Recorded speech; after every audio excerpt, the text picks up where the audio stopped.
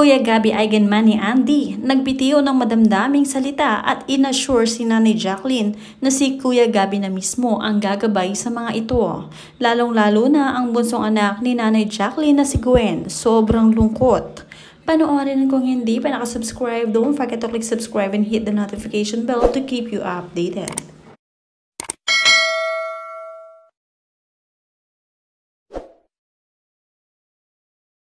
Nakakahabag ngang makita ang pagdating ni Gwen, ang bunso ni Nanay Jacqueline, mula pa sa Amerika. Pinilit makauwi para kahit sa huling sandali ay makapili ang kanyang Nanay Jacqueline kahit isang gabi lamang bago ito dalhin sa huling hantungan. Si Gwen ang bunso ni Nanay Jacqueline na higit na nangangailangan ng kanyang kalinga dahil nga bata pa ito. Bago nga mawala si Nanay Jacqueline ay tinuruan naman niya ito na maging independent.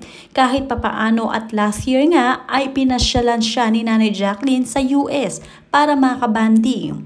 Hindi nila alam na iyon na pala ang pinakahuli nilang pagkikitang magmami.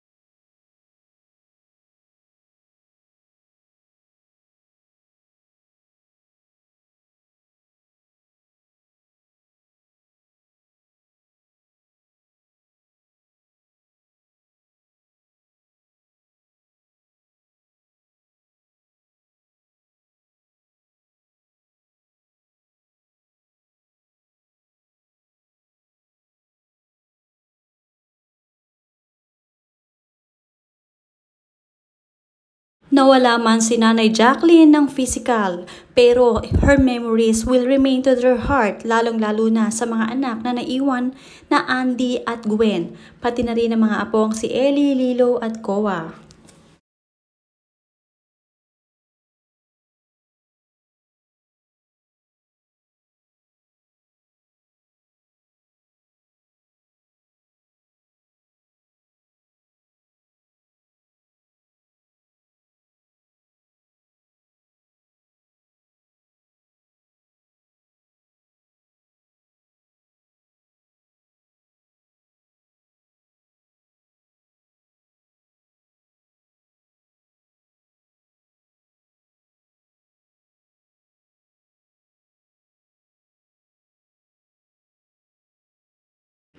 Si Kuya Gabby na ang tatayong parang ama't ina kina Andy at siya na mismo ang nagsabi at nangako kay Nanay Jacqueline na siya na ang bahala kay Andy at Gwen bilang nakatatandang kapatid ng mga ito. Sabi nga niya, "Huwag kang mag-alala, Tita Jane, ako na ang gagabay sa kanila. Mananatili ka sa puso namin at lagi kong ipapadama sa kanila kung gaano mo sila minahal ng lubos. Mahal kita, Tita Jane, at ako'y nagpapasalamat dahil nadama ko din ang pagmamahal mo sa akin at sa aking pamilya. May ngiti na sa aking mukha dahil alam ko na mas masaya ka na sa piling ni God kasama si Daddy at Tita Cherry. Salamat uli sa lahat-lahat. Cheers, love you." At dito nga ay nagkomento rin si Andy ng I love you, Kuya.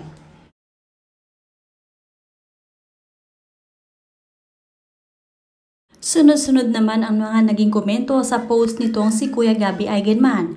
Ang sabi ni Miss Betty Whoop, "Sir Gabby, thank you. Apaka-solid mong kapatid ni Andy. Mabait, caring at mapagmahal since day one. Lagi kang nandyan for Andy at sa family niya. Mula naman kay T. Razara or Den, grabe talaga ang Eigenman family. Sila talaga nagpatunay ng family is love. Mula naman kay The Kylie Celebre, hugs Kuya. Love you, Andy girl."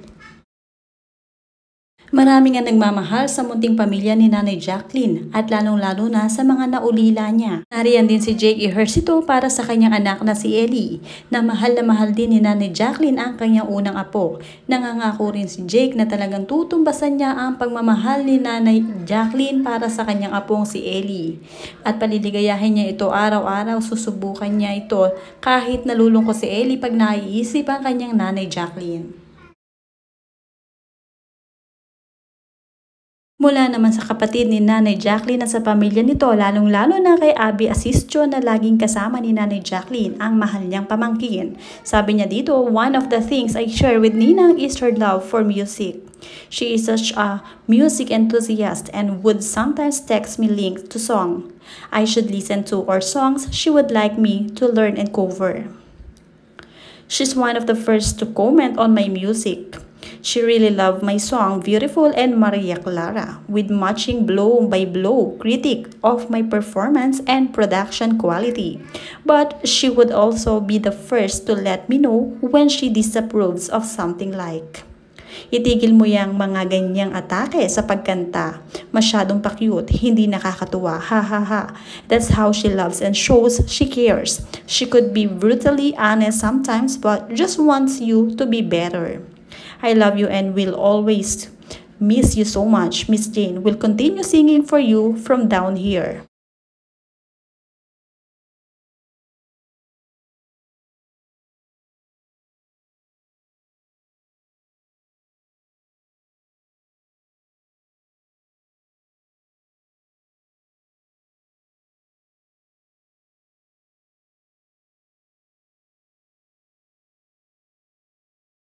Hanggang sa huli, hindi iniwan ni Jake ang kanyang mahal na si Ellie, lalo-lalo na si Andy. Nariyan pa rin siya sa likod ng mag-ina. At respeto rin to para kay Nanay Jacqueline at nangangako rin si Jake na gagabayan pa rin niya ang mag-ina kahit na wala na sila ni Andy. Hanggang sa huli ay sama-sama rin ang Eigenman family at hindi iniiwan si Andy sa ganitong sitwasyon, lalo-lalo na ang kanyang kuya Gabby Eigenman. Naka-closest friend ni Nanay Jacqueline ay hindi rin siya iniwan hanggang huli, hanggang sa maihatid siya sa huling hantungan. Sobrang mamimiss nila si Nanay Jacqueline.